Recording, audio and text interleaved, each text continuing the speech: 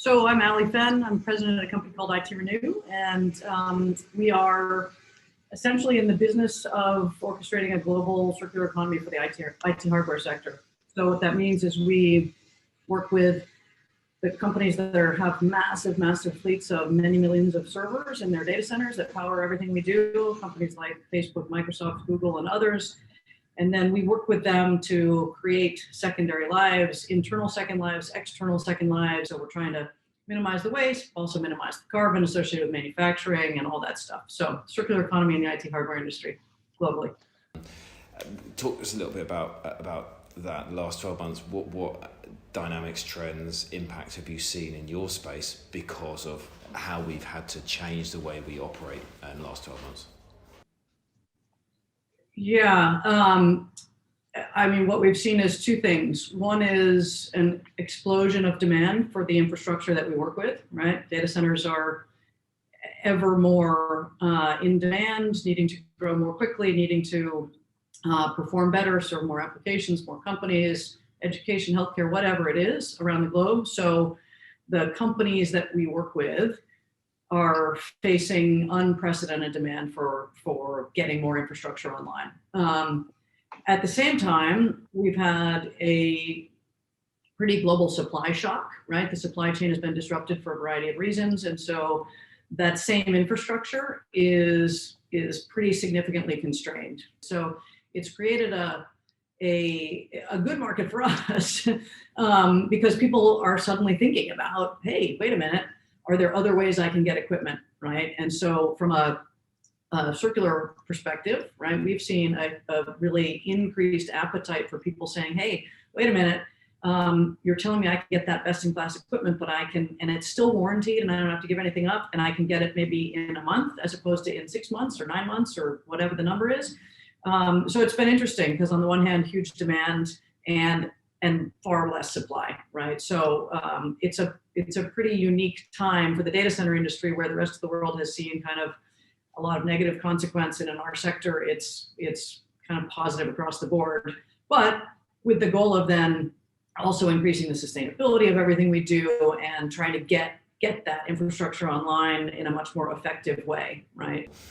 Give us some very easy to understand sound bites around how long servers can last and how quickly they have to be recycled or replaced, because I think it's one of those e-waste streams where people are kind of aware of it but have no idea of what's actually happening. So what kind of sound bites can you share that help people have a bit more insight into behind those scenes? Yeah, so I mean, the simple way to think about it is servers today can run easily for kind of 9 or 10 years. That's how we should think about like the technology treadmill for the components that are going into the equipment that is run today. That's much longer than it used to be, right? It used to be that you had Moore's Law and Intel, which was driving these fast cycles, and we were making huge gains in processing power every 18 months, every 36 months, and so forth. But that's slowed down as you just can't shrink things anymore, right? So people think now about optimizing at the data center level instead of at the server level. So servers themselves have a logical lifetime of, call it 8, 9, 10 years. And a lot of enterprises would like to run them that long, but the hyperscalers don't, right? The hyperscalers have very good reason to refresh things every 3 or 4 years. And that's because they absolutely must. And by hyperscalers, or define hyperscalers for those listening in. Yeah. Hyperscalers, there's no rigid definition. Some people characterize it as companies that are running more than 300,000, 500,000 servers in their fleets. I think about it as, people even bigger than that, right? Companies that have 1 million plus servers in their fleets. It's basically the ones I named: Google, Facebook, Microsoft, Amazon, Apple, and then the big Chinese guys, Baidu, Alibaba, Tencent. That's basically the hyperscale community. They're scaling so quickly that they must be innovating on things like form factor and data center level efficiency. And so they necessarily change things over more quickly. But what that creates is it creates an imperative and an opportunity to think about life cycles in the aggregate. So how do we stretch that lifetime to be the full 9 or 10 years? And it opens up, a lot of opportunity to think about how you orchestrate multiple different lifetimes. And so would you say, if you were to define some of the changes that have happened over the last 12 months, one of them is a growth in the secondary market?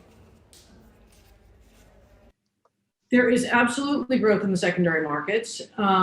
There is also an increased kind of, there's a need driving it. So there's a mindset shift, right, which is happening, and it's being partly driven by demand for equipment that's forcing people to look at the secondary markets. And it's partly being driven by the fact that these, and this is maybe, one of the most hopeful things, is that these major hyperscalers, right, who are not themselves users in the secondary market, they're super motivated to see this work. And the reason is because they authentically care about sustainability and achieving all of their net zero and carbon negative goals that they've set very publicly in the past couple of years, in a way that's super different than, even when I started to focus on this specific problem probably 3 years ago. You mentioned hope there. It sounds like, from your view, there is a lot to be hopeful for. Certainly there'll be a balance, but I think the silver lining is that this has highlighted the need for, we have to get infrastructure deployed so that people can be online and cannot be disadvantaged by lack of access. And that, to me, if our part is to help make that happen cost effectively and sustainably, and I think the circular model plays a role in driving access much more efficiently, and with less kind of negative consequence to it from an environmental perspective.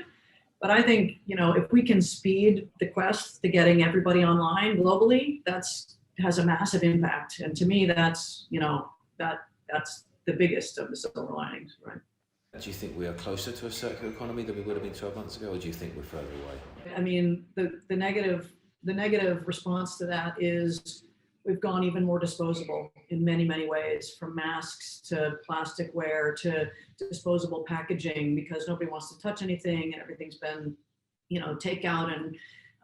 And so I think there are sectors which have been affected very negatively. And that's something we'll have to claw back. On the other hand, I think, in our sector, as an example, there is some positive light. There's some balancing out things, sure. But from a purely circular perspective, I think we have a long way to go. I think we have a long way to go.